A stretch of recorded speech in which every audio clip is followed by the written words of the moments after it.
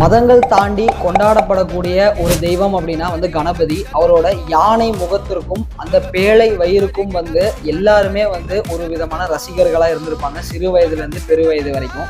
ஆனால் என்னைக்காவது ஒரு நாள் யோசிச்சிருப்போமா, எதுக்கு இந்த மாதிரி யானை முகம், இந்த மாதிரி வயிறு, சம்பந்தம் இல்லாத தோற்றம், இது எதை வந்து நமக்கு வந்து குறிப்பீடாக சொல்ல வருது? ஏன்னா நம்ம முன்னோர்கள் என்ன பண்ணியிருப்பாங்கன்னா எல்லா விஷயத்துலையும் ஒரு சூட்சமத்தை வச்சுட்டு போயிருப்பாங்க. அந்த ஒரு சூட்சமங்கள் தெரியாம தான் வந்து நம்ம வந்து இந்நாள் வரைக்குமே வந்து விடை கிடைக்காம அலைஞ்சிருக்கோம். உங்க எல்லா கேள்விகளுக்குமே கணபதியை பற்றின ஒரு விடை கிடைக்கக்கூடிய ஒரு செஷனா நாங்கள் வந்து இந்த விநாயகர் சதுர்த்தி அன்னைக்கு பிளான் பண்ணியிருக்கோம். இந்த 1 மணி நேரம் ஒர்க் ஷாப்பை நீங்கள் அட்டன் பண்ணும்போது கணபதி உடலுக்குள்ள எப்படி இருக்கிறாரு, உடலை தாண்டி வெளியே அண்டத்தில் எப்படி இருக்காரு, அது ரெண்டையும் இணைக்கிறதுக்கான ஒரு சக்தி என்ன அப்படிங்கிறத பற்றி தெளிவாக இந்த கிளாஸஸ் நமக்கு சொல்லித்தர போகிறோம். அதுக்கான லிங்கையும் டிஸ்கிரிப்ஷனில் கொடுத்துருக்கோம், டீட்டெயில்ஸையும் பின்னாடி அட்டாச் பண்ணுறோம். விருப்பம் இருக்கவங்க கலந்துக்கங்க, மிஸ் பண்ணிடாதீங்க. சர்வமும் சிவமயம்.